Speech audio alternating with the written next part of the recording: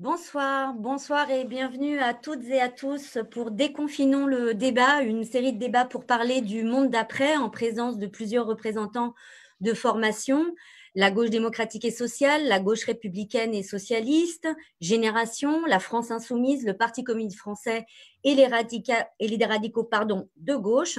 Les débats sont animés par des journalistes de médias Le Monde Moderne, Le Vent se lève, Les Jours heureux, ainsi que l'Humanité.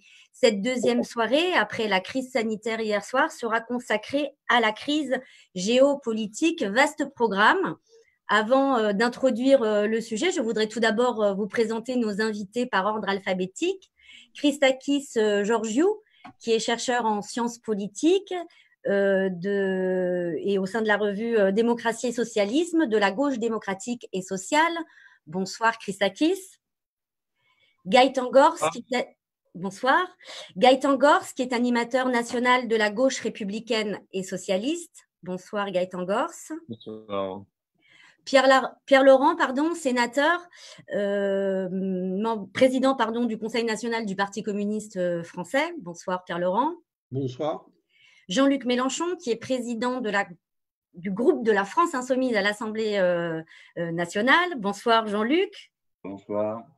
Quentin Michelon, qui est délégué national des radicaux de gauche. Bonsoir. Quentin Michelon.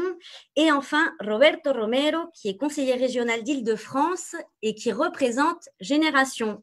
Bonsoir. Bonsoir, merci à vous tous de participer donc à ce débat consacré à la crise géopolitique, l'épidémie de coronavirus qui a contraint la moitié de l'humanité à se confiner constitue un accélérateur des grandes tendances qui étaient déjà à l'œuvre, la montée en puissance de l'Asie et plus particulièrement de la Chine, l'ordolibéralisme, l'isolationnisme promu par Donald Trump, dont on sait combien les marchés financiers lui susurrent à l'oreille sa politique extérieure. La crise sanitaire pointe également les limites et les dysfonctionnements structurels de l'Union européenne, incapable d'apporter des réponses communes et adaptées pour soutenir ses États membres, alors que les pays vont perdre de 7 à 15% du PIB. À ce jour, aucun plan de leur relance n'a été défini. Sur le plan international, l'interdépendance des économies pourrait-elle désormais jouer en faveur d'autres relations où il n'y aurait ni vainqueur ni vaincu? Je voudrais prendre un exemple dans le cadre des relations sino-américaines.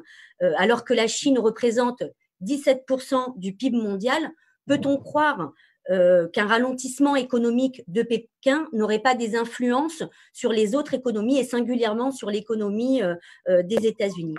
Finalement, si cette crise sanitaire mondiale contribuait enfin à faire bouger les lignes géopolitiques, de nous saisir de cet instant aussi tragique est-il pour faire émerger l'idée et le besoin de multilatéralisme, débarrassé du libre-échangisme dont on sait combien il est prédateur pour les peuples et la planète. Face aux urgences sanitaires, sociales, climatiques, la crise économique et financière qui s'amorçait déjà avant même le début de la pandémie, tous ces facteurs n'invitent-ils pas à accélérer des réponses progressistes? Les organismes internationaux existants, tant décriés par Donald Trump, je pense notamment à l'Organisation mondiale de la santé, peuvent-ils être repensés au service de relations et d'échanges apaisés? Bref, est-il possible de penser un monde où les polarités existantes ne condamnent pas l'humanité, non pas le journal, mais le genre humain, à des guerres multidimensionnelles? Vaste sujet, j'en conviens, pour débattre pendant 1h30. Je voudrais tout d'abord que nous commencions, si vous en êtes d'accord, par débattre de l'Europe et de l'Union européenne. Voilà 2 mois désormais que nous vivons une crise absolument inédite, où de nombreux peuples européens ont été contraints d'être confinés, peuples européens, peuples du monde.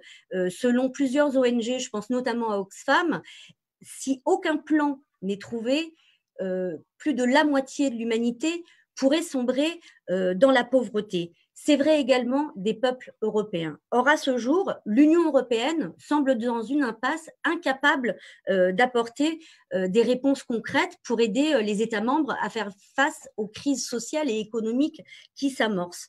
Je voudrais me tourner vers Christakis, Georgiou. L'absence de plan à ce jour est-il, selon vous, un révélateur des limites du cadre constitutionnel et également des traités en vigueur dans la zone euro? Oui, bonsoir et merci pour cette initiative de débat entre les différentes forces de gauche. Ça me manque par ces temps-là. Je pense que ça sera un exercice très utile et très enrichissant. Je repasse en affichage galerie. Voilà. Comme vous disiez, c'est un vaste sujet et je pense qu'on ne fera que gratter la surface du sujet, d'autant plus qu'entre l'Union européenne, le multilatéralisme, les relations sino-américaines, on en a pour plusieurs heures de débat. Mais sur la question que vous avez posée, la réponse courte est évidemment oui. Mais je détaillerai un peu plus tard sur pourquoi et qu'est-ce que ça veut dire, à mon avis, sur le cadre constitutionnel européen. Il faudrait peut-être commencer par dresser un bilan très rapide de ce qui a été fait jusqu'ici et pourquoi je ne pense pas que c'est tout à fait l'impasse. Parce que, d'une part, il y a eu la réaction assez décisive de la Banque centrale européenne le 16 mars 2020, date à laquelle elle a annoncé un nouveau plan de rachat de dette publique, un plan massif de 750 milliards d'euros. Et il y a la semaine dernière, je ne sais plus quand, c'était le dernier conseil des gouverneurs de la banque, elle a annoncé qu'elle était prête à augmenter le volume, le plafond de dette publique qu'elle était prête à racheter. Et aujourd'hui, du coup, grâce à cette politique, on n'est pas face à une crise des dettes souveraines comme en 2010-2012. Et ça, c'est majeur. C'est-à-dire qu'il faut, et c'est le legs de la crise précédente, de 2010-2012, durant laquelle la banque a commencé à opérer une mue qui la sort du carcan ordolibéral qui était décidé à Maastricht et qui l'a fait évoluer vers une vraie banque centrale de la zone euro, ce dont on a besoin. Et du coup, ça, c'est un point positif. Enfin, il y a beaucoup de choses qui ne marchent pas dans l'Union européenne, mais il faudrait peut-être commencer par rappeler aussi qu'il y a certaines choses qui marchent. D'autre part, il y a eu quelques mesures d'une portée limitée mais immédiate, mais quand même assez importante, qui ont été prises en avril. Je pense notamment au fonds de réassurance chômage qui a été adopté à hauteur de 100 milliards d'euros. C'est pas rien. C'est le début d'une politique d'assurance chômage dans la zone euro, pas dans la zone euro, dans l'Union européenne. Ça fait 10 ans qu'on en parle. Ça a été mis sur la table par les gouvernements français et italiens il y a 10 ans. C'est un peu mon boulot de m'occuper de la zone euro parce que mes recherches portent sur la zone euro. Depuis 10 ans, les experts, tout ça, c'est la réforme qu'on a envisagée pour la zone euro. Aujourd'hui, on a une amorce de cette réforme-là. Ça reste limité, ça reste circonscrit dans le temps, mais c'est un pas dans cette direction qui est bonne. Bon, après, on a pris d'autres décisions de moins d'importance. Et c'est vrai que depuis 2 mois, on parle le débat s'est cristallisé sur ce qu'on appelle les Corona Bonds. Mais en vrai, ce que ça veut dire, c'est on parle de comment mettre en place une politique fiscale commune pour organiser la relance dans la zone euro, dans l'Union européenne. Et donc, effectivement, là, on peut avoir l'impression que c'est l'impasse parce que le conflit qu'on connaît entre les radins du Nord autour de l'Allemagne, les Pays-Bas, l'Autriche, la Finlande, auquel il faut rajouter la Suède et le Danemark, parce que là, on est dans un cadre Union européenne, pas dans un cadre zone euro. Il faut de la résistance à l'idée de mutualiser la responsabilité fiscale des États membres, d'émettre de la dette à hauteur de plusieurs milliers de milliards d'euros pour financer des investissements publics pour initier la reconstruction de l'économie suite à la pandémie. Alors, c'est pas tout à fait l'impasse parce que ça bouge. On a commencé il y a 2 mois avec un non catégorique des Pays-Bas, avec un oui mais de l'Allemagne. Le dernier Conseil européen du 23 avril a acté le principe d'un fonds de reconstruction financé par de la dette et administré par la Commission européenne. Donc là, le débat s'est déporté. Et le débat aujourd'hui, c'est on va emprunter sur les marchés. Enfin, la Commission va emprunter au nom des États membres sur le marché pour financer des investissements publics, mais on va emprunter combien et sous quelle modalité et comment on va distribuer ces ressources. Et ça, c'est la principale question. Et aujourd'hui, c'est le principal axe de clivage. Est-ce qu'on va distribuer ces sommes financières par des prêts? On va prêter à l'Italie pour qu'elle investisse, on va prêter à l'Espagne. Et ça, c'est l'option évidemment défendue par les radins, par l'Allemagne et ses alliés. Et puis, il y a l'option défendue en particulier par le gouvernement espagnol, qui est qu'il faut que ça repose sur des transferts budgétaires. Un peu comme comme fonctionne le budget de l'Union européenne aujourd'hui, avec les fonds de cohésion et les fonds régionaux. La Commission financerait directement des dépenses d'investissement dans le numérique et dans la transition écologique dans les États membres. Alors, je reviens un peu sur la proposition espagnole parce que c'est important. On a un gouvernement d'union de la gauche, PSOE Podemos, qui aujourd'hui, avec sa proposition, je ne sais pas si tout le monde voit à peu près de quoi il s'agit, mais dans un non-paper, comme on dit dans le langage diplomatique, le gouvernement espagnol a proposé un fonds de 1500 milliards d'euros sur 2 ou 3 ans, financé par émission de dettes perpétuelles, des obligations qui ne comportent pas d'échéance de remboursement du capital, et les occasionnent seulement un remboursement des intérêts, et pour faire des transferts budgétaires. Et aujourd'hui, c'est ça qui polarise le débat. Et ça vient d'un gouvernement d'union de la gauche, le seul aujourd'hui en Europe. On peut mettre le Portugal de côté parce que c'est un gouvernement socialiste appuyé sur le soutien. Bon, bref, je passe. Mais aujourd'hui, on a la polarisation du débat autour de ça. Mais comme vous disiez, ça fait 2 mois qu'on débat, la réponse est évidente et on ne la met pas en place. Et en effet, comme vous disiez dans votre question, ça pointe les limites du cadre constitutionnel européen. Pourquoi ? Parce que cette décision, elle doit se prendre dans le cadre du fonctionnement confédéral du Conseil européen. On a des États membres qui doivent se mettre d'accord. Ce n'est pas le Parlement européen qui, sur proposition de la Commission, légifère, lève l'impôt et décide d'un emprunt européen et décide après des dépenses communes. Ce n'est pas du tout ça. Parce que si c'était ça, on aurait déjà mis en place le recovery fund, parce que dans le Parlement européen, il y a une majorité des eurodéputés qui sont plutôt sur l'aile gauche de l'hémicycle. Et c'est bien ça le problème. C'est que en matière de fiscalité, et je ne parle pas d'harmonisation fiscale, hein, je parle de fiscalité, de pouvoir fiscal. En termes de pouvoir fiscal, le niveau européen n'en a pas. Et c'est bien ça le problème. C'est-à-dire que l'institution aujourd'hui qui sauve la mise dans la zone euro, c'est la seule institution qui fonctionne vraiment de manière fédérale, à savoir la Banque centrale européenne. Et là où on n'arrive pas à mettre en place ce qu'il faut, c'est parce que de manière confédérale, les États doivent se mettre d'accord. Et donc, c'est clairement ça le problème. Et c'est clairement pour ça. Et ça, c'est un problème qui ne peut pas se résoudre sans changer le traité. D'accord ? Et c'est pour ça que je pense que ce n'est pas le seul endroit où la distribution des pouvoirs dans l'Union européenne doit évoluer. Mais sur la question de la réponse économique et de la relance, c'est vraiment ça le cœur du sujet. Et c'est vraiment, et ça ne peut passer que par une modification du traité. Merci. Je pense que je dois terminer. Oui, merci Christakis. Ceci dit, on va revenir bien sûr sur cette question-là. On s'est dit en amont dans la préparation de ce débat que c'était très compliqué de parler en fait d'enjeux géopolitiques, sans aborder la question des leviers de financement. Quentin Michelon, je vais revenir après vers vous, mais je voudrais tout de suite me tourner vers Jean-Luc Mélenchon. Votre formation, elle est très, très catégorique. Elle dit l'Europe que nous appelions de nos voeux, de nos rêves, est morte. Aujourd'hui, l'Union actuelle est un marché unique et les peuples sont soumis à la dictature des banques et de la finance. Aujourd'hui, sur votre blog, vous avez justement écrit toute une note sur la décision de la Cour de Karlsruhe.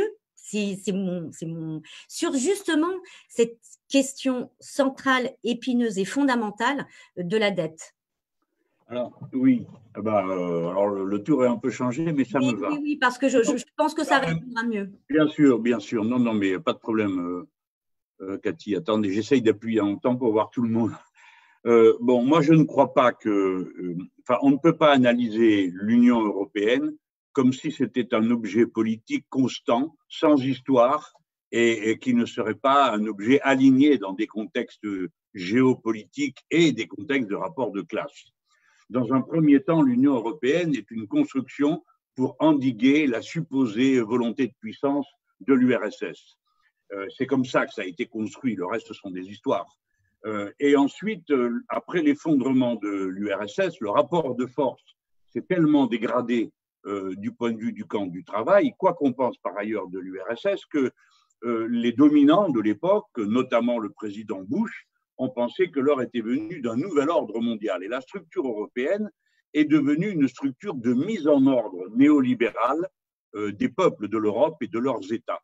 Car l'Europe bénéficiait d'une manière tout à fait spectaculaire dans l'ordre du monde d'un rapport de force qui était favorable aux travailleurs et d'un compromis beaucoup organisé par la social-démocratie européenne, qui est pratiquement la seule social-démocratie dans le monde réelle et existante. Et c'était la première chose qu'il fallait faire dans le nouvel ordre néolibéral, c'était décapiter tous ces avantages, comme on dit, sociaux, ces conquêtes sociales, et autre chose, un deuxième élément, qui est la structure de l'État-nation, qui est consubstantielle à la construction des peuples européens. Et l'État-nation, dans le contexte néolibéral, est un obstacle. C'est un angle mort de la pensée de la gauche traditionnelle d'aujourd'hui. J'ai connu une époque où il y avait une pensée plus audacieuse dans ce domaine. La gauche traditionnelle était internationaliste, ce qui signifie qu'elle intégrait le concept de la nation et du peuple constitué en nation dans sa vision de l'organisation du monde. Et pour l'essentiel, le monde est organisé sur des structures qui sont internationales. Donc, les objectifs du néolibéralisme, c'était la mise au pas sociale et donc politique, mais la mise au pas sociale et la mise au pas du nouvel ordre du monde dans lequel dominerait la toute-puissance des États-Unis d'Amérique d'un côté et de l'autre divers satellites. Ils ont d'ailleurs même été jusqu'à espérer à un moment donné que la Russie soit une puissance, disait Obama, régionale, hein, comme si elle pouvait être autre chose qu'une puissance mondiale. Alors, c'est dans ce contexte qu'il faut analyser le moment.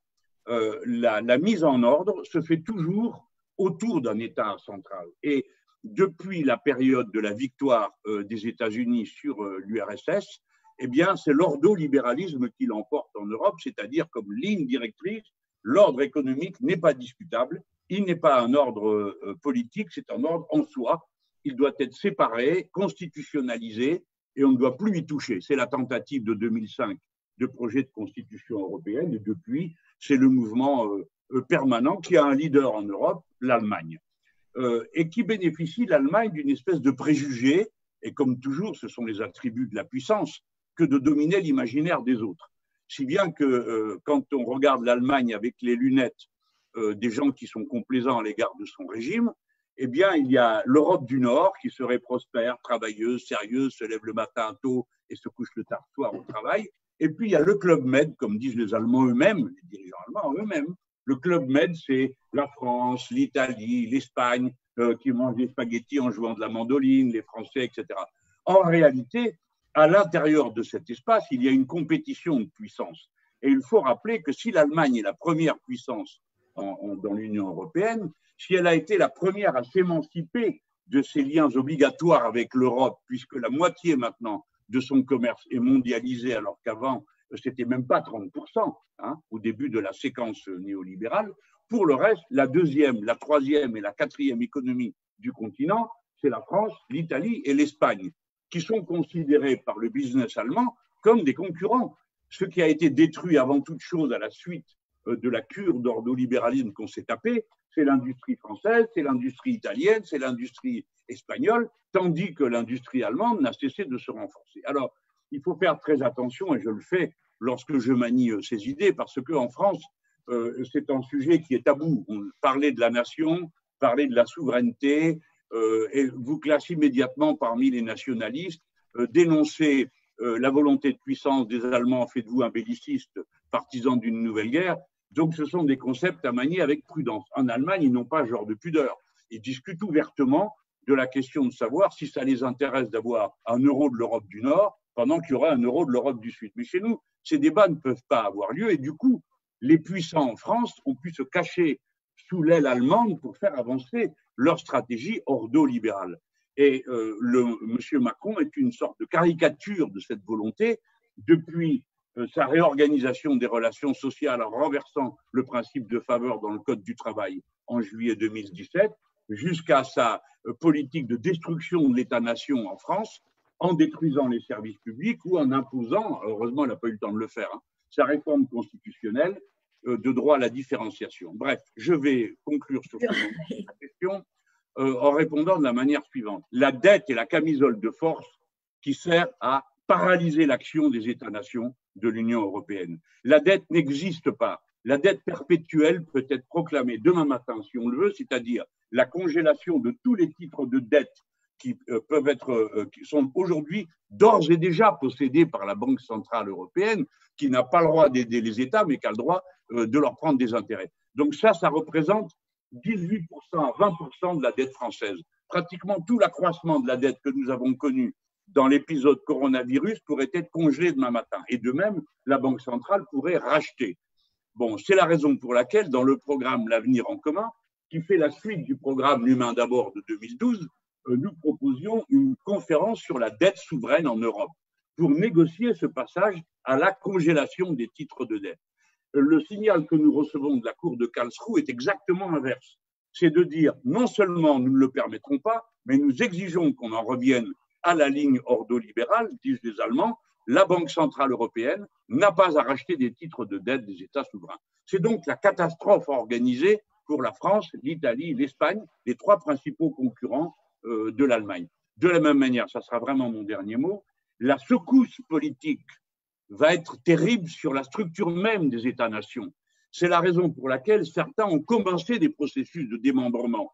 Nous avons eu l'Écosse, nous aurons l'Irlande, nous avons la Catalogne, la question basque reviendra, et c'est aussi la raison pour laquelle nous avions proposé dans le cadre du programme L'Avenir en commun, et comme je dis le programme L'Avenir en commun, j'y assimile mes camarades communistes puisqu'on portait tout ça ensemble, comme en 2012, nous avions mis à l'ordre du jour une conférence sur les frontières. On nous a nargué en disant « Ah ben vous voulez remettre en cause les frontières, mais jamais de la vie. Nous voulons au contraire qu'on se concerte pour éviter que les frontières soient remises en cause à la sauvage. » Vous vous rappelez comment a été traitée la question de la frontière catalane. Lorsque les Catalans ont annoncé qu'ils voulaient être indépendants, la réponse de l'Europe a été de dire bah, « Allez au diable, vous n'irez pas en Europe. » Voilà ce que je voulais dire sur la question de la dette. Et donc, je dis aux camarades, pour qu'on se comprenne bien, la dette perpétuelle, ce n'est pas on paye seulement les intérêts, parce que la dette, la seule réalité qu'elle a, la dette, elle est déjà perpétuelle, vu qu'on la refinance à chaque fois. C'est qu'on paye les intérêts. Il ne faut plus payer les intérêts. Pour ça, il faut que la dette soit congelée. C'est ce qu'on appelle la dette perpétuelle. Mais on peut appeler ça la dette à 100 ans si on veut. Hein. Ça revient au même. Mais ça veut dire que ça sort des comptes des nations. Et pour les Français, ça nous redonne, y compris dans les critères de Maastricht, 1380 milliards de capacité d'emprunt. Le débat est lancé en sachant que, bien évidemment, demain, il y aura tout un volet consacré à la crise économique et sociale et certainement qu'il sera question évidemment de cette question-là. Vous dites l'ordre libéral est intouchable, impossible d'y toucher. Comment l'Europe, prise dans des dogmes libéraux de la sorte, peut-il faire face à la mondialisation, elle aussi libérale ? Et finalement, est-ce qu'on peut encore espérer que l'Europe, dans son fonctionnement actuel, puisse apporter des réponses à la crise à laquelle nous vivons. Je me tourne vers Quentin Michelon. Oui, en fait, je pense qu'on a à la fois trop et pas assez attendu de l'Europe lors de cette crise. Et d'ailleurs, on a eu des critiques qui ont plu depuis 2 mois, souvent à raison, sur une absence de réaction des politiques publiques européennes. Alors effectivement, et Christakis l'a bien rappelé, il y a quand même eu des mesures extrêmement importantes qui ont été mises en place au niveau financier, au niveau de la dette. Mais peut-être que les peuples européens, et principalement ceux qui étaient massivement touchés par cette crise sanitaire, attendaient des gestes plus visibles que ces simples modifications-là. Bon, il se trouve que l'Europe n'a pas ou très peu de compétences en termes de santé, donc forcément, on est vite limité dans ce genre de réaction. Et en même temps, on a réussi avec cette crise à tomber dans une espèce de caricature de ce que peuvent créer les différents égoïsmes nationaux. On peut faire une petite dédicace à nos amis du gouvernement néerlandais en ce sens, qui ont été à la pointe là-dessus. Ce qu'on a vu, c'est des espèces de pinailleries durant les différentes réunions du Conseil, quand l'heure était effectivement à avoir un vrai point sur la table.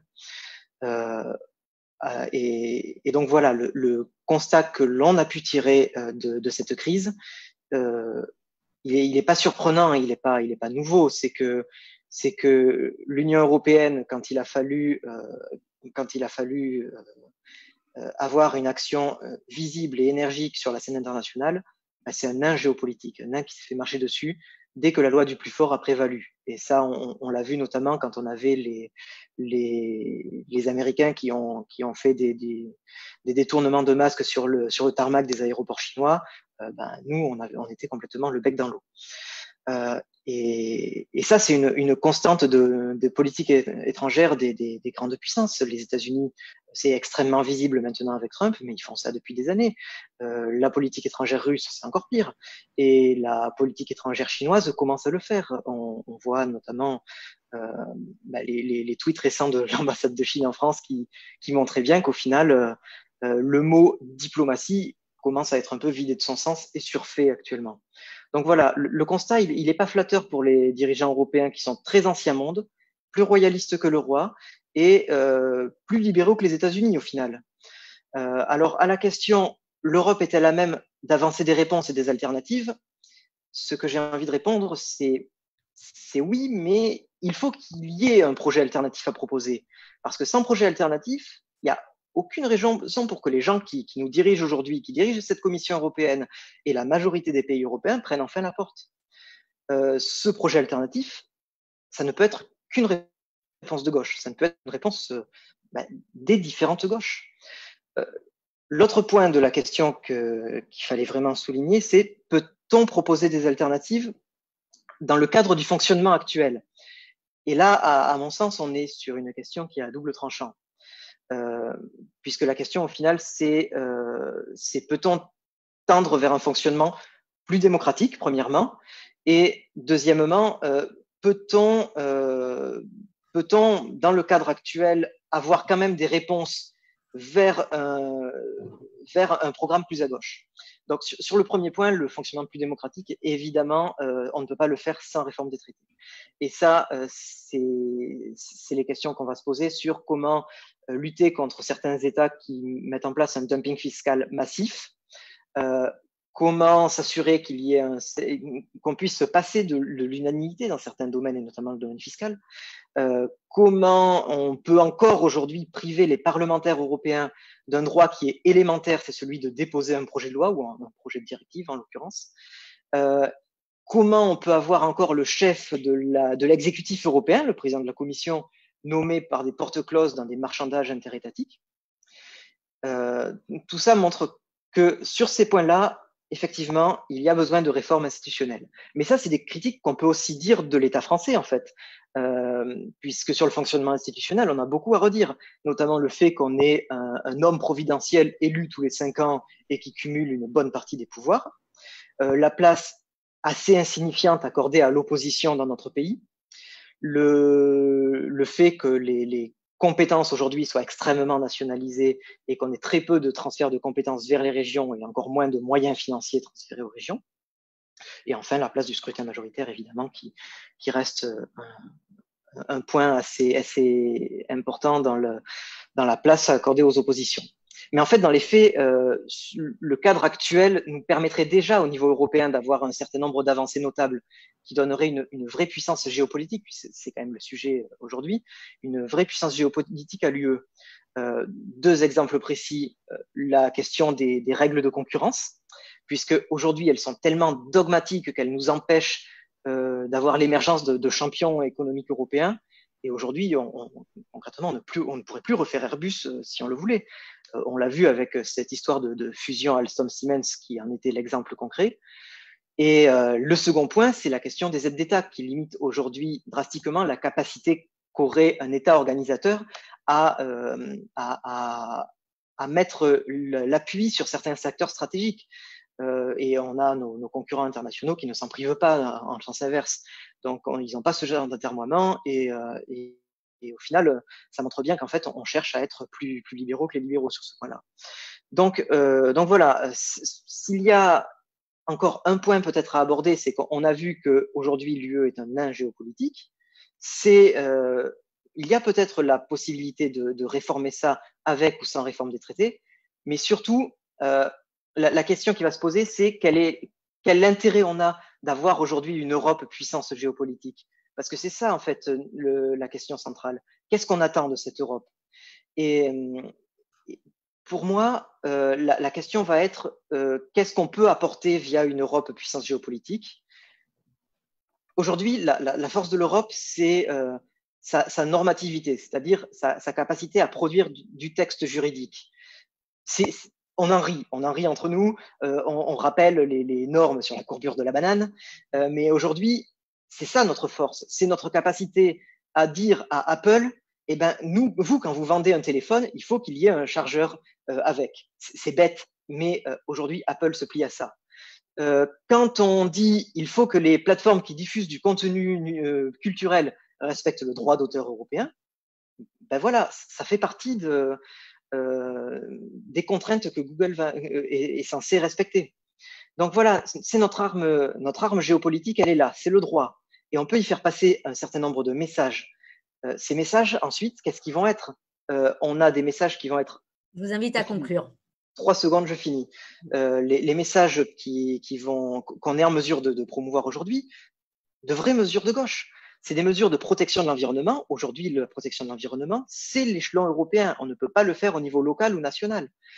Ensuite, c'est la protection sociale. Et là, je prêche quand même à des convaincus. Et enfin, c'est la souveraineté numérique, puisque là-dessus, on a un véritable cheval de bataille qui peut être notre protection à la fois de nos données, de notre souveraineté numérique qui passe au niveau européen face à des plateformes comme Uber, Deliveroo qui nous recréent une espèce de sous-prolétariat pas loin de l'esclavage, ou bien Airbnb qui ne cesse de renchérir le prix de l'immobilier. Donc voilà, aujourd'hui, on peut arriver avec ou sans réforme des traités à un véritable poids géopolitique et j'ai fini, mais il faut s'en donner la bonne volonté. Justement, bon, on commence à débroussailler un peu le chemin. Vous parliez aujourd'hui d'une Europe qui est un nain géopolitique, mais qui pourrait être une puissance géopolitique. Je me tourne vers Gaëtan Gors.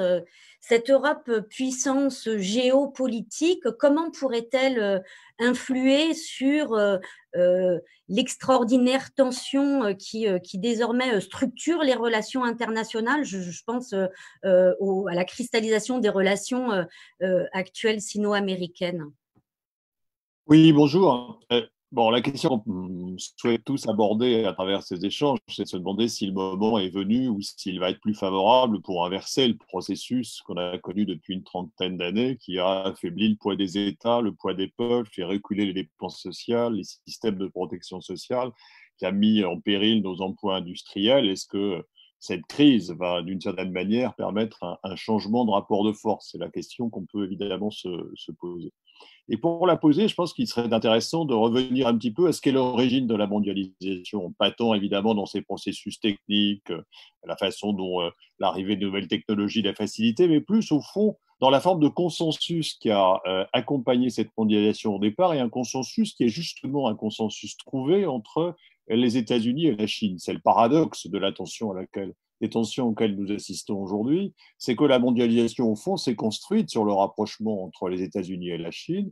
Dans les années 70, pour des raisons stratégiques face à l'Union soviétique et pour accompagner l'affaiblissement de l'Union soviétique, pour des raisons qu'on peut parfaitement comprendre, et à la chute du mur, dans une sorte de partage de la prospérité, entre guillemets, je mets de grands guillemets, liée à la mondialisation, c'est-à-dire au fond une sorte d'alliance objective entre des États-Unis qui à travers les délocalisations, trouvent l'opportunité de faire baisser leurs coûts de production. Une Chine qui trouve à travers la production sur son territoire de nouvelles activités industrielles l'opportunité de créer du développement et de racheter la dette que les États-Unis constituent en achetant les productions chinoises.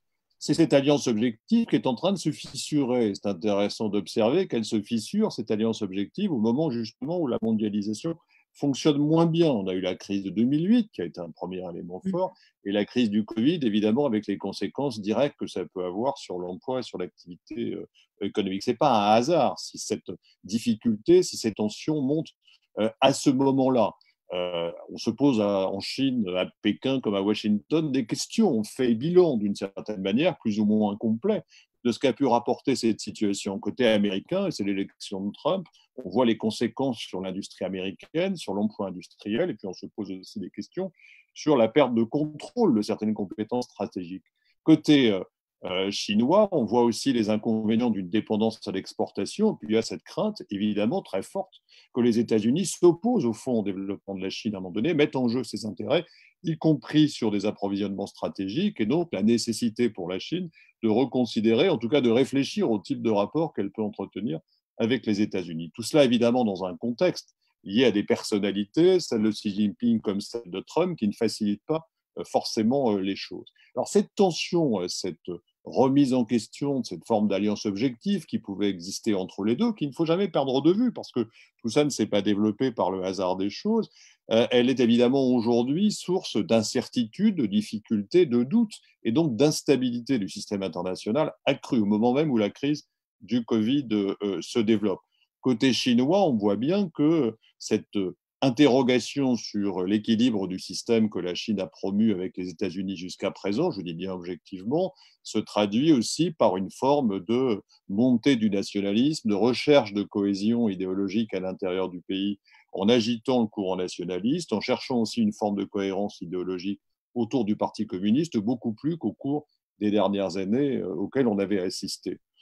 Avec le risque évidemment d'un dérapage nationaliste et de conséquences qui peuvent être redoutables, y compris pour la sécurité générale, pas seulement la sécurité de la région. Côté États-Unis, le paradoxe, c'est que les États-Unis ont encore aujourd'hui tous les moyens d'une hégémonie qu'ils estiment contestée. Il suffit de regarder les chiffres sur le plan économique et de la richesse, sur le plan militaire, ça ne pose pas de question. Le budget militaire américain doit être 6 à 7 fois plus élevé que le budget militaire chinois, et les Américains doivent avoir 10 porte-avions quand les Chinois en ont encore 2. Donc je veux bien qu'on présente évidemment la Chine comme une menace, en tout cas pouvant venir contrarier la suprématie militaire ou économique américaine, mais on en est encore très loin. Donc, si les États-Unis sont aujourd'hui dans une phase de doute, c'est sans doute lié au fait que les conséquences de la mondialisation sur son sol, sur les emplois, sur les équilibres de certaines populations sont fortes. C'est aussi parce que les outils à partir desquels elle organisait son hégémonie sont aujourd'hui un peu perturbés. La disparition de l'adversaire soviétique a évidemment privé les Américains d'un facteur de discipline de son propre camp. Les uns et les autres prennent un peu d'autonomie. Il n'est qu'à voir la Turquie, membre de l'OTAN, et en même temps qui prend des distances évidentes, y compris sur les achats d'armement, par rapport aux orientations qui sont données. Pourquoi ? Parce que comme la menace soviétique n'a pas été remplacée par la menace russe, en tout cas de manière objective, chacun est évidemment tenté, y compris dans le camp occidental, de gérer ses affaires en fonction de ses intérêts propres et de sa considération de ses intérêts régionaux. C'est ce que fait la Turquie, évidemment, dans la région. De la même manière, les États-Unis, prenant de la distance par rapport à ces phénomènes, peuvent juger qu'ils ont moins d'intérêt à obtenir cette discipline parce que leur sécurité est moins menacée, en tout cas dans le contexte où elle l'était auparavant. C'est-à-dire qu'elle a intérêt à maintenir l'OTAN pour garder ce cadre, mais elle n'a pas forcément intérêt, selon les présidents, à s'y investir avec énormément de force, dans la mesure où elle peut considérer que ces enjeux que peuvent représenter aujourd'hui ces questions sont moins fortes qu'elles ne pouvaient être autrefois. Ce qui est un facteur d'instabilité, parce qu'à partir du moment où la puissance la plus grande n'a pas une stratégie très claire, et en tout cas n'exprime pas une stratégie très claire, l'ensemble du système en est évidemment perturbé. Alors qu'est-ce que la crise du Covid vient faire là-dedans ? Elle ne bouleverse pas évidemment ces équilibres, c'est évident. Elle introduit des éléments nouveaux, elle pose des questions nouvelles, elle sert plus au fond de révélateur à ce que je viens d'indiquer. Je ne crois pas qu'elle modifie en profondeur les rapports de force. On voit bien que ceux qui sont aujourd'hui menacés par les conséquences géopolitiques et économiques de cette crise du Covid sont évidemment les pays les plus pauvres, à commencer par l'Afrique, qui sont toujours extrêmement dépendants, notamment de leurs exportations de matières premières, contrairement à ce qu'on nous dit sur l'industrialisation des pays les plus pauvres. Mais pour l'essentiel, c'est une petite vingtaine de pays qui en profitent, et pour le reste, ils sont évidemment toujours dépendants de leurs ressources naturelles. Si on regarde du côté des rapports entre la Chine et les États-Unis, on peut avoir le sentiment que les Américains seront affaiblis par la réduction de leur capacité pétrolière. Ils étaient en train de bâtir un élément d'influence et d'autonomie en matière pétrolière qui va être abîmé. Je vais aller vite à la conclusion, pardonnez-moi. Et alors, justement, je passe directement à la conclusion que je voulais aborder. Est-ce que tout ce processus que j'ai peut-être décrit trop longuement, et je vous demande de m'en excuser, va nous donner des instruments supplémentaires pour faire reculer la mondialisation, en tout cas dans ses caractéristiques les plus redoutables, les plus contestables? La question est évidemment très difficile à évoquer puisqu'on n'a pas tous les éléments, mais aujourd'hui on peut en douter. Ni la Chine ni les États-Unis n'ont véritablement intérêt à remettre, sauf évidemment dérive nationaliste qui peut toujours surgir, un système autour duquel ils se sont construits. Ils peuvent être tentés de l'amender, de chercher à le rééquilibrer dans des conditions plus ou moins satisfaisantes selon la nature des présidents qui sont face à face, mais je ne crois pas qu'il y ait d'intérêt fondamental à la remettre en question. Est-ce que d'autres forces peuvent contribuer à cette remise en question? On peut douter malheureusement que les pays qui en subissent le plus directement la pression, c'est-à-dire les pays les plus pauvres, auront cette capacité ni politique ni sociale, notamment sociale. Je rappelle quand même que 50% de l'emploi non agricole dans les pays du Sud et de l'emploi informel. À partir de ça, c'est compliqué d'organiser des rapports de forces sociaux et syndicaux. Reste éventuellement l'Europe, sur lequel elle peut évidemment, si elle considère qu'elle a un rôle dans ce monde bipolaire qui s'organise et qui est dangereux dans la mesure où un face-à-face qui s'installe avec les risques, même s'ils sont limités, qui peuvent petit à petit se développer, ce monde bipolaire appelle l'émergence d'un troisième pôle. Il faudrait que ce soit l'Europe, autour d'une politique qui soit une politique de développement à l'interne, évidemment d'intervention autour d'intérêts communs au plan international. C'est évidemment dans cette direction-là qu'il faudrait aller, mais je n'ai pas le temps de développer, on y reviendra dans le débat. Vous dites dans ce monde bipolaire et singulièrement avec la crise sanitaire, est-ce que des nouveaux instruments pourraient apparaître pour essayer justement de desserrer cette construction bipolaire? Je me tourne vers nos deux autres intervenants qui n'ont toujours pas pris la parole sur l'existence actuelle des institutions, je pense notamment à l'Organisation des Nations Unies, dont on voit combien Donald Trump cherche bien évidemment à les contourner, combien la parole de la France est extrêmement timorée, puisqu'elle aussi parle beaucoup de cadres multilatéraux en faisant fi de l'organisation en tant que telle des Nations Unies.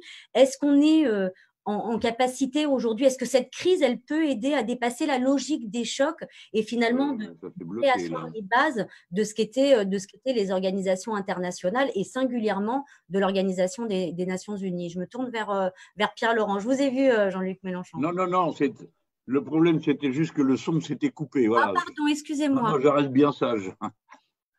Je craignais de vous avoir perdu, les amis. Non. Pierre-Laurent, à vous. Oui, je crois que ça vient d'être dit. C'est un grand enjeu de savoir si cette crise va déboucher ou non, ou peut déboucher ou non, vers des changements importants. Ce qui est certain, c'est qu'il y a d'ores et déjà, dans la crise de la pandémie, une bataille qui est engagée justement sur les solutions qui vont ou non voir le jour, et elles peuvent prendre des directions différentes. Moi, je pense que la pandémie agit comme un révélateur extrêmement puissant de quelque chose qui est au cœur de la crise du capitalisme mondialisé. C'est qui devient dangereux et irresponsable pour le genre humain de continuer à gérer le monde sous le régime de la guerre économique qui est au cœur du capitalisme mondialisé. Alors, quand je dis guerre économique, il y en a qui peut-être trouveront ça exagéré, mais finalement, la compétitivité, qui est la règle d'or du système, c'est la guerre économique. Et c'est cette notion-là qu'on nous vend tous les jours comme le moyen de l'efficacité du développement humain. Et je pense que la pandémie, quelque part, nous dit c'est une folie de continuer à gérer le monde sous le régime de cette guerre économique. Parce que non seulement ça produit des inégalités terribles, mais ce qui est frappant dans la pandémie, qui fait beaucoup de mal dans les pays les plus développés, pour le moment, plus que dans d'autres encore, c'est que cette stratégie de guerre économique mondialisée, elle rend vulnérables tous les pays. Tous les pays, parce qu'on a sacrifié au nom de la compétitivité les dépenses de sécurité humaine, la santé, la recherche, et on est en train de le payer extrêmement cher, y compris dans les pays les plus développés. Probablement, les États-Unis vont vers une catastrophe humaine énorme. Et il y a des prévisions qui maintenant parlent de 130 000 ou 140 000 morts possibles aux États-Unis à la fin de la pandémie. Trump, avec son cynisme habituel, avait dit si on a 100 000 morts, on aura fait un good job, comme il dit, un bon travail. Donc on voit le cynisme de ces dirigeants. Mais bon. Ensuite, la guerre économique qui a été de livrer aux grandes entreprises multinationales la capacité de délocaliser leur production met à nu des pays qui n'ont plus de souveraineté industrielle, plus de souveraineté sanitaire. La France elle-même, l'affaire des masques dont tout le monde parle, est quand même révélateur de l'incapacité dans laquelle ces stratégies multinationales plongent beaucoup de pays. On peut le voir sur les médicaments aussi. Sanofi est un groupe multinational à base française qui est au cœur de ces stratégies. Et pourtant, nous vivons des pénuries de médicaments en France et en Europe. C'est un système dans lequel on ne coopère pas, on se fait la guerre, c'est pas la même chose. On essaye de gagner des marchés, mais on ne coopère pas vraiment.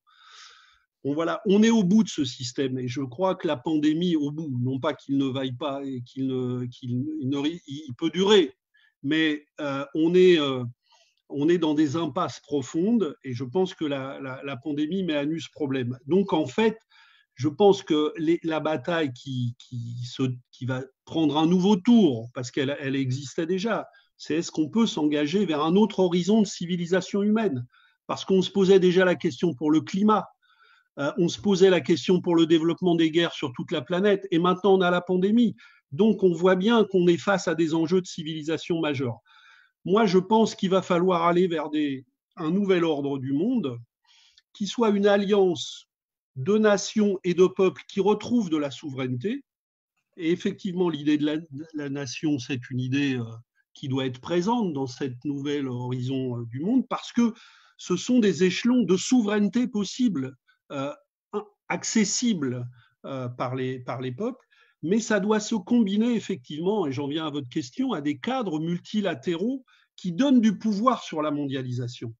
Parce que si on se bat dans les nations, mais qu'on laisse le pouvoir aux multinationales et aux grandes puissances financières de continuer à gérer la mondialisation, alors on marche, on boite et on n'arrive pas à gagner les batailles qu'on voudrait gagner, même quand des forces de gauche parviennent au pouvoir, par exemple en Amérique latine ou en Europe. Donc il faut allier des batailles nationales qui redonnent du pouvoir et de la souveraineté au peuple et la bataille sur les grands cadres multinationaux. Et moi, je vois 4 batailles, très rapidement, je les cite seulement, à mener. Il faut donc mener à tous les échelons la bataille d'un nouveau mode de développement, social, écologique, etc. Cette bataille a commencé à s'engager un peu partout dans le monde, mais il faut l'amplifier de manière considérable contre les logiques de guerre économique et de compétitivité, avec un autre horizon du monde, en cherchant des alliés partout dans le monde pour avancer dans cela. Par exemple, je ne développe pas. La bataille de l'Europe, là, on va mettre 2000 milliards, enfin 1500 à 2000 milliards dans un plan. À quoi va servir cet argent? Est-ce qu'on va financer le redémarrage du même système économique ou est-ce qu'on va utiliser cet argent pour faire bifurquer le modèle économique européen? Donc là, il y a d'énormes batailles à mener. La bataille des cadres multilatéraux mondiaux, je pense que l'offensive que Trump a engagée, pas seulement contre l'OMS, mais contre l'Organisation des Nations Unies, et offensive à laquelle la France ne résiste pas du tout avec la vigueur qu'il faudrait. On fait des mots, mais en vérité, on laisse Trump développer cette stratégie de destruction est extrêmement grave. Et ce qui les gêne dans le cadre multilatéral, c'est qu'évidemment, à l'ONU, toutes les nations sont autour de la table. Et donc, on est obligé à des compromis qui ne peuvent pas se faire sur la base des seules multinationales. Donc, ces cadres-là, ils doivent être rénovés, ils doivent être défendus, rénovés, et probablement, il faut en inventer de nouveaux dans le domaine économique. Et puis, la bataille des solidarités internationalistes. Il faut se dire une chose, puisqu'on parle de crise géopolitique. Le niveau de coopération des forces démocratiques à l'échelle internationale est beaucoup trop faible par rapport au niveau des enjeux qui sont devant nous. Donc, il y a des efforts qui sont développés en Europe, auxquels personnellement et avec beaucoup d'autres, je me consacre depuis un moment. Il y a des efforts qui sont développés en Amérique latine, il y a des efforts qui sont faits pour rapprocher ces forces-là, mais il faut, avec les forces africaines, avec les nouvelles forces de gauche nord-américaines, avec les forces d'Amérique latine, avec des pays d'Asie, avec la Chine, avec le Vietnam, il faut recréer une intensité de solidarité internationaliste sur ces objectifs beaucoup plus forte qu'elle n'est aujourd'hui. Sinon, nous continuerons à être démunis face à des forces qui, certes, ont des divisions entre elles dans le monde capitaliste, mais qui, je conclus, mais qui tirent quand même toutes dans le même sens, d'entretenir justement ces logiques de guerre économique. Donc, il faut que face à cela, l'unité des forces progressistes dans le monde connaissent, s'il y a une leçon à tirer aussi de la crise du Covid et de la pandémie, c'est que nous ne pouvons pas rester les uns et les autres aussi isolés que nous le sommes dans ces grandes batailles internationales.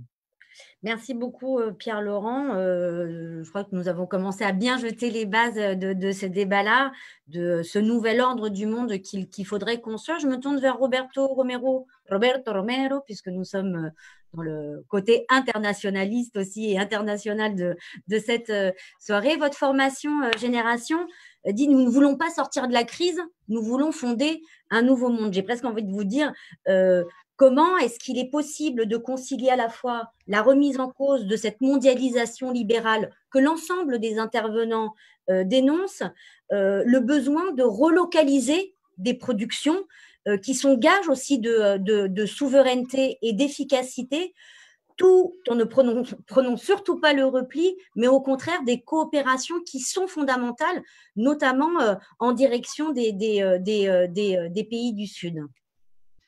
Alors, merci d'abord pour l'invitation et à GRS d'avoir organisé ce débat. Et comme j'interviens à la fin, je peux faire le constat que c'est quelque chose qui nourrit notre réflexion collective. Et Cathy, vous avez une responsabilité particulière, qui est celle de représenter ce soir la moitié de l'humanité. Ce que je peux regretter, mais bon, c'est des choses qui arrivent. Le deuxième élément, c'est qu'on voit qu'il y a des convergences importantes, et puisque Pierre-Laurent appelle de fait, je ne peux que le suivre là-dessus, et nous serons nombreux, je pense, à une nouvelle internationale, à la constitution en tout cas d'un cadre qui puisse le permettre. Il me semble que c'est fort dommage que des représentants de la gauche et des écologistes ne soient pas présents aujourd'hui, alors qu'ils prônent l'unité partout ailleurs, alors qu'on a un débat qui, sur les questions internationales, me semble être présent sur l'ensemble des problématiques. Alors, s'il y a d'abord une chose dont on peut se réjouir tout de même dans cette période, c'est que la pandémie a permis une valorisation sans précédent de la vie humaine. Parce qu'en fait, nous sommes tout de même tous arrêtés de travailler et on a arrêté toute l'économie pour sauver des vies. C'est totalement inédit. Au-delà de ce constat, cette crise a aussi une utilité, c'est qu'elle a servi surtout, me semble-t-il, de révélateur de la situation créée par cette mondialisation néolibérale. Concentration humaine, mobilité quasi illimitée, une délocalisation de tout ou partie des productions stratégiques, qu'elles soient d'ailleurs sanitaires, alimentaires, énergétiques des pays dominants, qui révèlent en réalité la faiblesse des réponses de l'État et des réponses politiques de ce gouvernement qui, de fait, à cause de cela, est rendu totalement impuissant. Pas de masques, ou plutôt plus de masques, plus de moyens pour le service public hospitalier, soumis aujourd'hui au diktat des gestionnaires. Et en fait, d'un point de vue culturel, l'échec le plus patent de ce système est d'avoir transformé tout à chacun en petit comptable de la vision étriquée de la rentabilité, je dirais obsédé par l'immédiateté, le zéro stock, la non-planification, le temps court, tout ce qui est le contraire de la bonne organisation des biens communs, dont la santé est un acteur vital et je dirais le temps long un allié nécessaire, notamment à travers la recherche. Devant, je dirais, ce constat, la France et les pays d'Europe, et plus généralement les pays développés, parce qu'on va avoir malheureusement des situations qui vont être très différenciées, vont engager un mouvement qui est utile, vous l'avez souligné, mouvement de relocalisation d'un certain nombre de secteurs.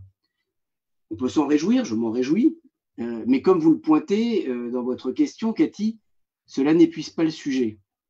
Parce qu'en effet, les relocalisations vont avoir comme corollaire immédiat le départ de pans entiers de secteurs économiques de pays qu'on estimait comme émergents, qui de fait vont voir des millions de personnes de classe moyenne s'enfoncer dans la pauvreté par la simple disparition de l'outil de production. avec la violence du déclassement qui va s'en suivre et l'effondrement de leurs économies nationales, ce qui n'est pas un petit sujet. Toutes les actions menées par les principales banques centrales, baisse des taux d'emprunt, mise en place d'interventions non conventionnelles, ce qui veut tout simplement dire ouvrir les vannes monétaires, c'est ça qu'on appelle les interventions non conventionnelles, si elles sont efficaces à Paris, à Londres ou à Francfort, n'ont en fait, pour la plupart des habitants de la planète, aucune incidence sur leur réalité, car les banques centrales de la majorité des habitants de la planète n'ont aucune capacité à jouer le même rôle. On se constate en fait l'échec cuisant du développement inégal et combiné de notre planète sur plus de 40 ans, et on paye l'inégalité de croissance et de répartition aujourd'hui au prix fort. Et ce qui est en cause, c'est la division internationale du travail. Il ne faut pas remettre en cause la question de l'internationalisme et des coopérations qu'il peut y avoir, mais on définit, et le commerce international a estimé que le travail était purement une marchandise qui s'affranchissait des coûts de transport. De leur côté, les avancées technologiques dans les communications ont permis de faire travailler indifféremment un Indien ou un Colombien en fonction de son niveau de rémunération sans tenir compte d'autres éléments que le coût de cette manœuvre. Et tout ça sans avoir de considération ni sur le CO2 émis, ni sur le réchauffement climatique, puisque rien de cela n'est absolument régulé. Donc, au-delà du constat et de l'analyse, et je partage nombre de choses qui ont été dites, et c'est pour ça que c'est intéressant ce type de rencontre, vous nous invitez à explorer des solutions. Alors, moi, je voudrais en donner de deux natures. D'une part, des solutions monétaires et commerciales. D'abord, l'annulation des dettes. Alors, ça a été dit tout à l'heure, la dette perpétuelle, c'est une très bonne idée. Et l'annulation des dettes, qu'elle soit illégitime ou pas, certains peuvent avoir un débat, mais la volonté politique peut suffire à parvenir à ça. Et quoi qu'il en soit, il existe aussi des modalités techniques pour cela. Et je voudrais creuser l'idée qui a été donnée par plusieurs intervenants, c'est que non seulement la question de la dette permet de donner des marges de manœuvre, mais que de fait, cette dette, en réalité, va avoir des conséquences que personne n'ose nommer. Ça s'appelle l'inflation. Et l'inflation, ça a une vertu importante, c'est l'assèchement de la rente. Et donc, de la rentabilité financière. Et donc, d'obliger en fait la finance à revenir sur la production réelle. C'est quand même pas un petit sujet. Deuxième élément, pour les pays à bas revenus, on a dans les outils possibles, puisque les banques centrales de la plupart des pays à bas revenus n'ont pas de capacité de devise et pas de capacité de relance intérieure, il existe aujourd'hui les droits de tirage spéciaux du FMI, qui sont un outil qui permet de relancer l'économie à court terme. Alors là, on va être tout de suite confronté à la position des États-Unis et peut-être d'autres pays qui ne veulent plus entendre parler de multilatéralisme. C'est bien là le sujet. Troisièmement, la question de la souveraineté alimentaire doit être posée pour tous les pays de la planète et qu'on arrête d'avoir des pays qui produisent. Et là, je reviens, puisque on me dit Roberto Romero, je reviens sur la partie latino-américaine. Je vois bien, vous avez un Bolivar derrière vous. Entre autres, oui. Vous avez sur cette question des pays, le Chili en particulier, qui a sans doute les meilleures pommes du monde. Eh bien, l'essentiel de la production des meilleures pommes du monde, en fait, va à l'étranger. Et quand vous allez au Chili, les Chiliens eux-mêmes vont se contenter de la deuxième ou troisième ou quatrième catégorie de produits. Tout ça est totalement absurde. Et le quatrième point sur les questions commerciales et monétaires, c'est sans nul doute de taxer ou interdire les échanges internationaux totalement superflus. Accepter encore la venue de tomates bio d'Afrique du Sud est une aberration totale. Ça n'a pas de sens, ni pour les Africains du Sud, ni pour ceux qui les consomment. Alors, néanmoins, la question monétaire, la réponse monétaire sera insuffisante parce qu'il faudra aussi des décisions et des réponses politiques. Et d'ailleurs, la question des inégalités qui va être révélée par cette crise.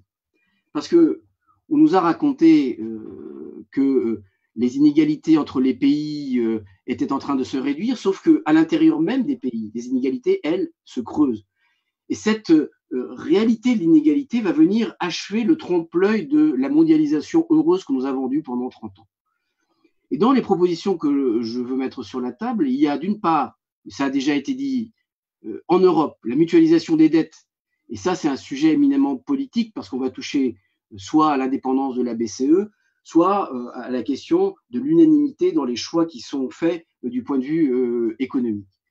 Le deuxième élément, c'est l'engagement d'un processus, écoutez-moi bien, l'engagement d'un processus d'endettement des pays européens, d'endettement pour participer massivement à la solidarité internationale.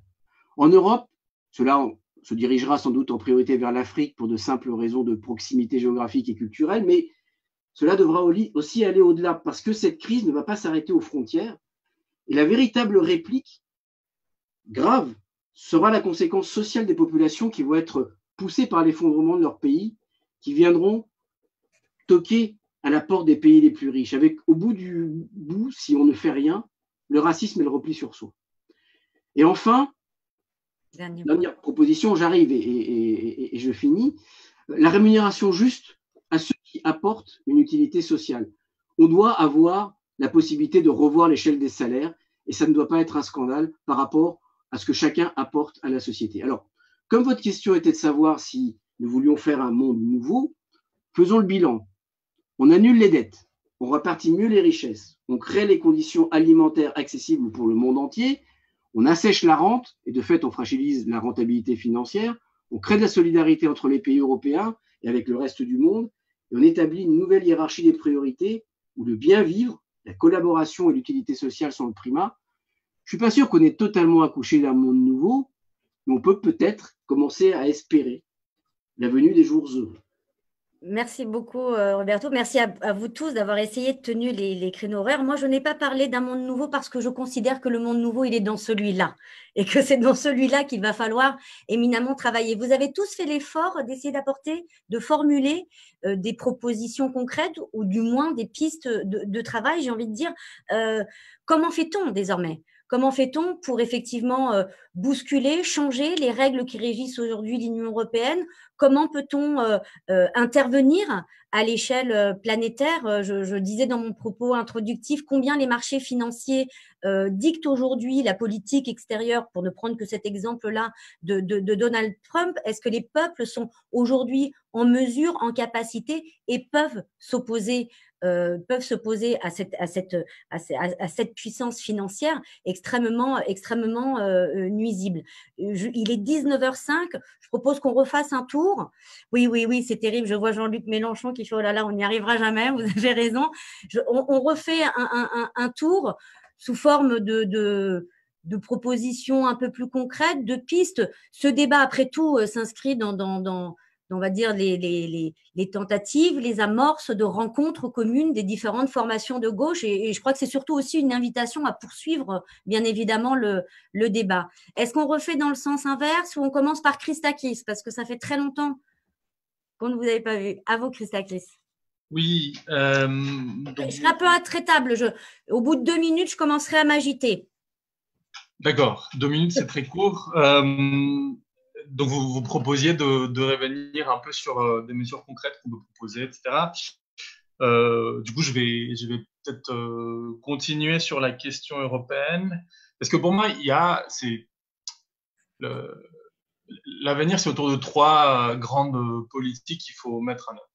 La première, c'est la monétisation des dettes publiques. Et ça a été dit, que ça prenne la forme d'une annulation des dettes détenues par la BCE, de la transformation de ces dettes en dettes perpétuelles sans taux d'intérêt ou à taux d'intérêt négatif, comme ça a été proposé, ou que ça prenne la forme de tout simplement la poursuite de la politique de rachat des titres par la BCE, ça revient en même temps. Parce que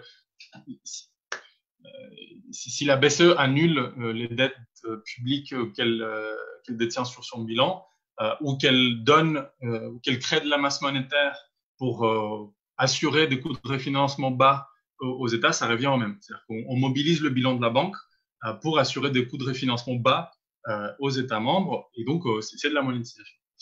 Et en effet, Jean-Luc Mélenchon en parlait, le jugement de la Cour de Karlsruhe aujourd'hui est un obstacle sur ce chemin-là. Alors, c'est pas tout à... La Cour de Karlsruhe n'a pas dit que la BCE ne peut pas continuer les rachats de titres de dette. Elle a dit que la Bundesbank, elle a demandé à la BCE de justifier mieux sa politique de rachat, et elle a dit que si cette justification n'était pas suffisante, alors on ne sait pas qui va juger si cette justification est suffisante, mais si cette justification n'est pas suffisante, la Bundesbank devrait se retirer de ce projet et revendre non pas les titres italiens et français, mais les titres allemands. Et attention, ça change la donne, parce que là, on est dans une situation où la BCE assure des coûts de refinancement bas pour tous les États membres, et la Cour de Karlsruhe, elle dit, ça, c'est pas bien, et à la limite, il faudrait que la Bundesbank arrête de faire ça pour l'État allemand. On est à 2 minutes. Bon, du coup, j'accélère un peu, parce que ça... Donc mais par contre, je suis d'accord que ce jugement est une sorte de levier donné à la Bundesbank au sein du Conseil des gouverneurs pour essayer de freiner l'évolution de la BCE vers une vraie banque centrale fédérale de la zone. La deuxième politique, c'est l'européanisation de l'endettement et des dépenses, parce que ce plan de 1500 milliards d'euros dont il est question, Pierre Laurent le disait, il va servir à financer quoi? Et c'est ça la vraie question, c'est est-ce qu'on dit il faut la transition écologique, un Green Deal, il faut numériser les économies pour les mettre à jour, etc. Ça, c'est des biens publics européens, et ça doit être financé par cet argent. Donc ça, c'est un gros bain à mener important. 3, et c'est un lien avec cette question de l'européanisation des dépenses et de l'endettement, c'est une fiscalité progressive. Et c'est une fiscalité progressive, en particulier au niveau européen, parce que pour faire cet endettement dont on parle aujourd'hui au niveau européen, il faut de nouvelles ressources propres. Il faut de nouveaux impôts européens. Et parmi les propositions qui sont sur la table, il y a l'idée d'un impôt sur les sociétés européens, prélevé directement par les niveaux européens, et qui serait le meilleur moyen de mettre un plancher, de poser un plancher à la course à la concurrence fiscale et de donner des ressources fiscales fédérales directement au niveau européen et de sortir de ce jeu mortifère de négociations entre les États membres, etc. Alors, pour le moment, il faut que ça soit décidé par le Conseil européen. J'ai bien conscience de ça. On ne fera pas l'économie de la révision des traités. Mais en 2000, je termine là-dessus. Parce qu'il y a des propositions aujourd'hui qui vont dans ce sens-là. Il y a eu le rapport Monti il y a quelques années commandé par la Commission qui proposait l'établissement d'un impôt sur les sociétés européens, et il y a la fameuse directive AXIS sur l'assiette consolidée commune de l'impôt sur les sociétés en Europe, qui permettrait à la Commission de prendre, ça serait une mesure contre la concurrence fiscale, mais on pourrait imaginer un détournement d'une partie des recettes de cette directive vers le budget de l'Union européenne. Merci. J'ai pas le temps de continuer, je suppose. Non, parce que sinon on va finir à 21h, donc bon. J'enchaîne. Jean-Luc Mélenchon. Il faut mettre le micro. Oui, je remets le micro. Bon, moi, évidemment, c'est très frustrant. Je ressens, comme le précédent intervenant, l'envie de développer pour apporter la démonstration pratique et technique de ce que nous proposons. Peu importe le mot, dette perpétuelle, dette à 100 ans, ça revient à l'annulation de la dette. Mais le vocabulaire nous permet d'essayer de mettre des passerelles et donc à la fois de dessiner une sortie possible et un compromis. Il faut appeler les choses par leur nom. Parce que nous pourrions parfaitement dire on ne paye rien, allez vous faire voir. Si nous dirigions la France, on pourrait dire là, on ne paye pas et salut. Et le système s'effondre mondialement. Ce n'est pas notre intérêt, le chaos. Ce n'est pas notre intérêt. Donc, la proposition qu'on fait, c'est de dire écoutez, soyez raisonnables, vous avez le choix entre tout perdre ou un compromis. Quand la Banque centrale paralyse et congèle la dette, cette dette disparaît de la circulation, personne n'est frustré. Personne n'est volé, puisque la Banque centrale a payé en argent frais du papier pourri. Bon, voilà. Donc, on met ça de côté. J'ai fait 2 propositions, la conférence de la dette et la conférence des frontières. C'était ma contribution. Mais là où je veux dire quelque chose que je crois important pour notre débat et pour qu'on se comprenne bien, je suis persuadé que sur le plan des vœux, nous convergeons. Même si il y a des formules, à mon avis, eurobéates, qui peut-être vous crispent dans l'autre sens, hein. Mais bon, dire qu'il est impossible de traiter les problèmes écologiques localement, c'est absurde. Nous pouvons relocaliser les productions agricoles, nous pouvons interdire les pesticides dans notre pays si nous le voulons, nous pouvons rendre public le système de l'eau dans notre pays, etc., etc. Maintenant, évidemment, ça ne suffira pas. Mais il ne faut pas dire que tant que l'échelon international n'a pas fonctionné, on ne peut rien faire en France. C'est ce qui m'amène à rejoindre le point de vue de Pierre Laurent. Je ne suis pas surpris qu'on voit les choses de la même manière. Il n'y a pas d'issue possible sans rupture avec le système. Pardon, je plaide la vieille tradition de la gauche d'avant. C'est-à-dire que si on ne rompt pas avec le système capitaliste, vous pouvez continuer à jouer de la flûte tant que vous voulez sous la fenêtre des puissants, ils s'en foutent, parce que c'est eux qui tiennent. Et comme l'a dit tout à l'heure Pierre, je partage cette vue, à l'intérieur de la crise actuelle, et comme tu le disais toi-même Cathy il y a un instant, l'ordre nouveau est en train de se mettre en place. Qu'est-ce que vous croyez, qu'ils attendent un colloque à la sortie pour décider comment ils vont réorganiser les choses? Pas du tout. Et donc, d'ores et déjà, comme à la fin de la Première Guerre mondiale, qui est la première crise du capitalisme globalisé, impérialiste, qu'est-ce qu'il y a eu? Un seul acte de rupture, l'URSS, point final. Et comme ils ont été bloqués par 4 ans de guerre civile, le monde s'est réorganisé à côté sur la base de la puissance impériale des Européens s'est abaissée, celle des États-Unis a pris le dessus. Elle a pris le dessus parce qu'ils avaient les méthodes les plus performantes sur le plan politique et sur le plan de la production pour assurer leur domination. Aujourd'hui, l'avenir du capitalisme mondial, c'est le système chinois, c'est-à-dire un libéralisme débridé, une économie mixte, bon, quand même, hein, et un système de contrôle des populations qu'on voit être en train de se mettre en place. Le tracking, c'est ce qui est déjà fait à échelle de masse dans 3 des grandes régions chinoises. Par conséquent, l'ordre nouveau est en train de se mettre en place et la puissance des États-Unis va s'effondrer parce qu'elle dépend du dollar, que le dollar dépend du pétrole, que la circulation monétaire garantit la valeur du dollar. Et si la Chine et les autres pays décident de se payer entre eux en monnaie nationale, c'est fini. Donc l'ordre du monde, là, il va basculer. Et on ne peut pas intervenir là-dedans. Alors on peut dire l'Europe devrait, l'Europe fraternelle, nos amis les Néerlandais, tout ce qu'on veut. Hein. Tout ça est très sympathique, mais n'a aucune espèce de réalité.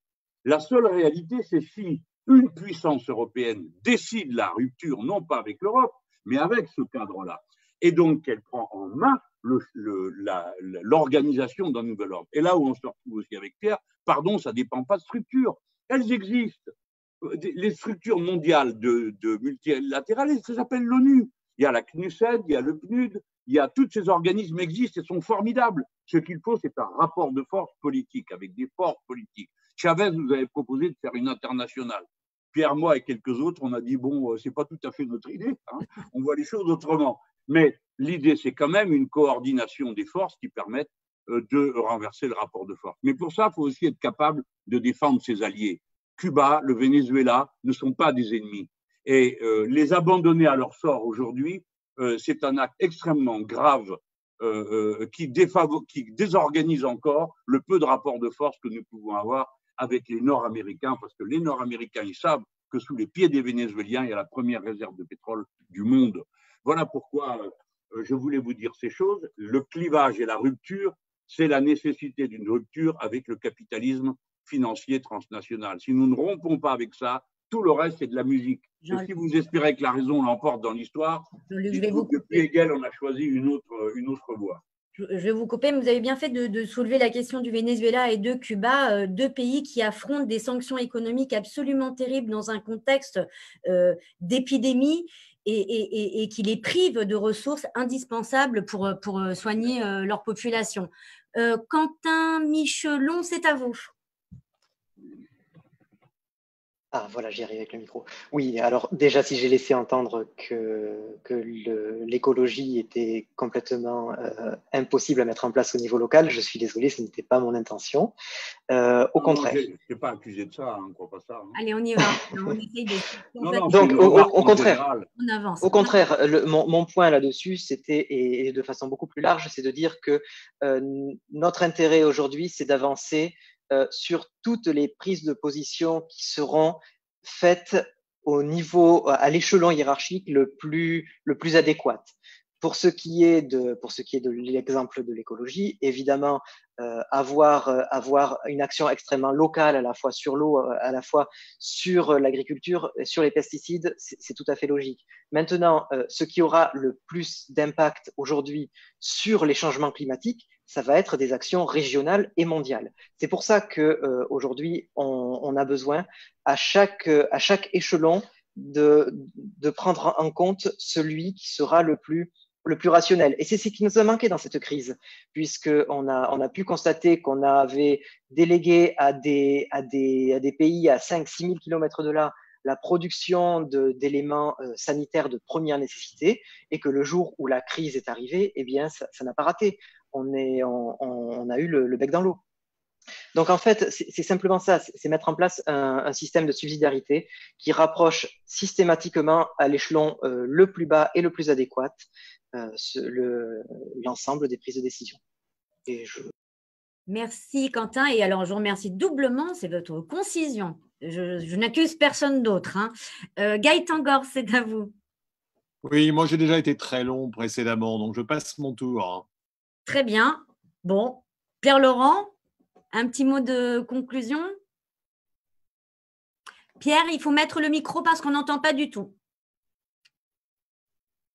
Il faut appuyer sur le… Oui, je sais. Merci. Non, je voulais juste ajouter sur le problème de la dette, je pense qu'il faut combiner vraiment ce combat sur la dette, parce qu'on voit bien que là, l'Europe entière est en train, mais pas seulement l'Europe, le monde entier est en train de créer du déficit et de s'endetter. Donc, évidemment, il y a une bataille à mener pour que cet endettement ne soit pas, comme ça a été le cas en 2008, payé par les sacrifices des peuples, parce que l'addition serait insupportable au peuple du monde.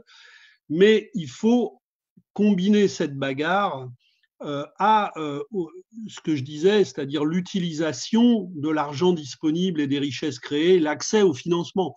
Je prends un exemple, par exemple pour l'Afrique, l'annulation de la dette ne suffira pas à rendre les marges de manœuvre nécessaires aux pays africains.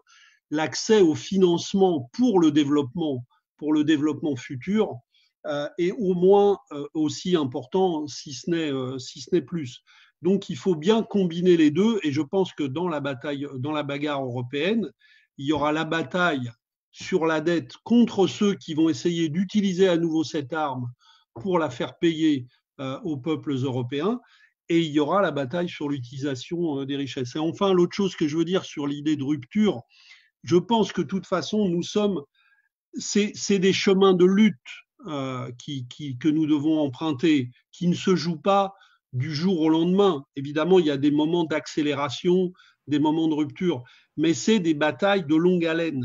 Et je crois qu'il faut, on disait comment rendre les choses concrètes, je crois qu'il faut savoir aussi saisir des batailles et les mener dans la durée.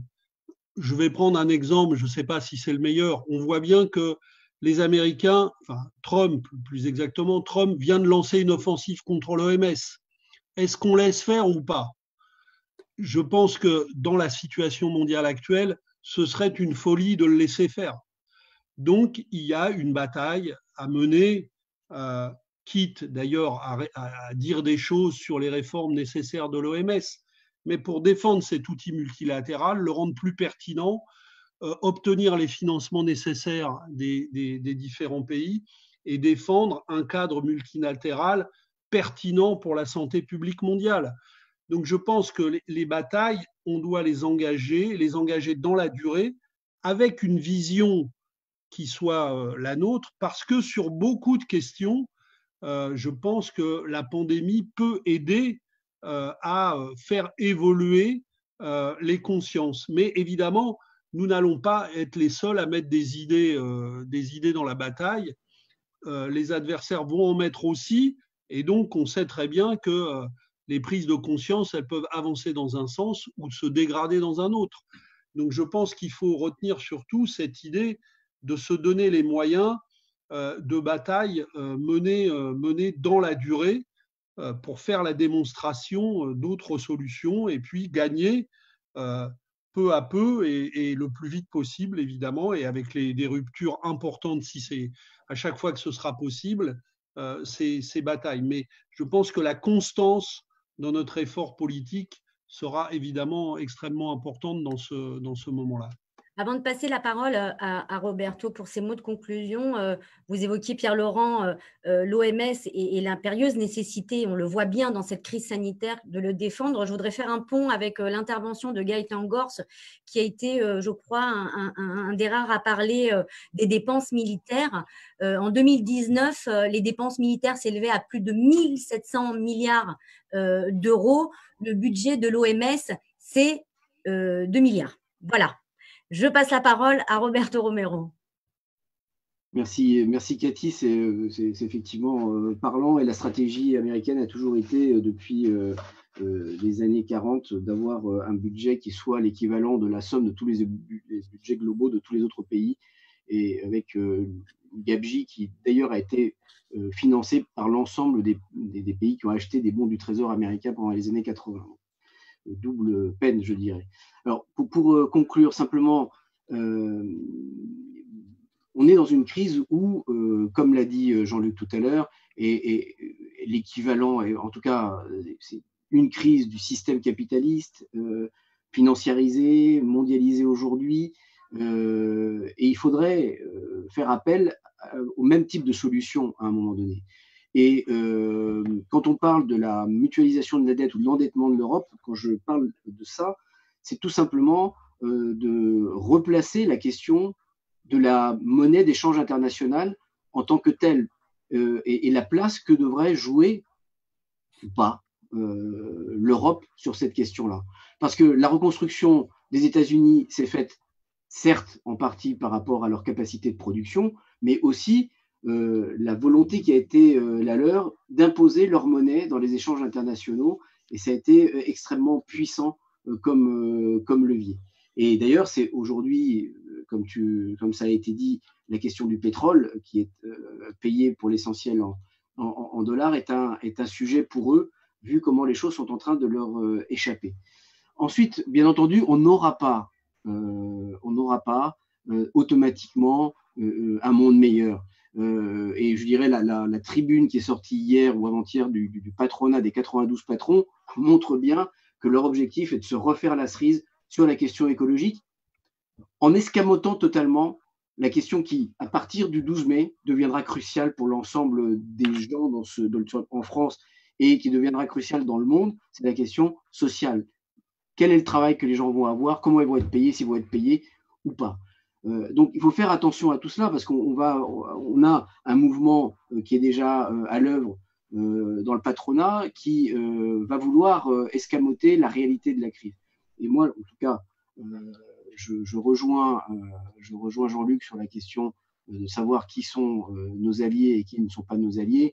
Moi, franchement, quand on en arrive à devoir appeler les médecins cubains à la rescousse, moi, je salue plutôt les médecins qui sont venus plutôt que d'aller leur chercher des poux sur la réalité qu'ils mènent, parce qu'à un moment donné, la question, elle est aussi posée de savoir si c'est important d'avoir des médecins, plus de médecins, ou d'avoir des managers qui ne servent absolument à rien.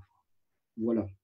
Merci beaucoup, Roberto. Solidarité, forme d'internationalisme. Finalement, c'est une très belle conclusion pour ce débat sur la crise géopolitique. Il sera évidemment beaucoup question toujours encore de la dette, mais aussi d'une monnaie commune, du crack pétrolier demain lors du débat consacré à la crise économique et sociale. Je voudrais remercier la GRS d'être à l'initiative de ce débat, remercier l'ensemble des formations politiques qui ont participé, plus particulièrement mes intervenants de ce soir. Je devine combien est grande votre frustration parce qu'on n'a pas pu aller creuser jusqu'au bout des choses, mais finalement, disons-nous que cette crise nous invite à nous retrouver tous autour de la table pour débattre et de continuer à débattre et j'espère que ce sera également l'un des enseignements qui sera tiré de cela. Merci beaucoup Christakis Georgiou, Gaëtan Gors, Pierre-Laurent, Jean-Luc Mélenchon, Quentin Michelon et Roberto Romero. Les débats se poursuivent jusqu'à la fin de la semaine et ils culmineront avec un meeting en ligne parce que nous innovons avant de sortir C'est quoi l'après le 9 mai, donc à 15h, et il sera animé par Sébastien Crépel, qui est co-directeur de la rédaction de l'Humanité. Je vous remercie à vous, je remercie les internautes qui nous ont suivis ce soir, et puis à très bientôt ici sur le net, dans la rue et également dans l'isoloir, parce qu'il ne faut pas oublier que le moment du vote est un moment extrêmement important pour faire entendre les colères et les espoirs. Merci beaucoup, merci à vous tous. Merci beaucoup. Merci beaucoup.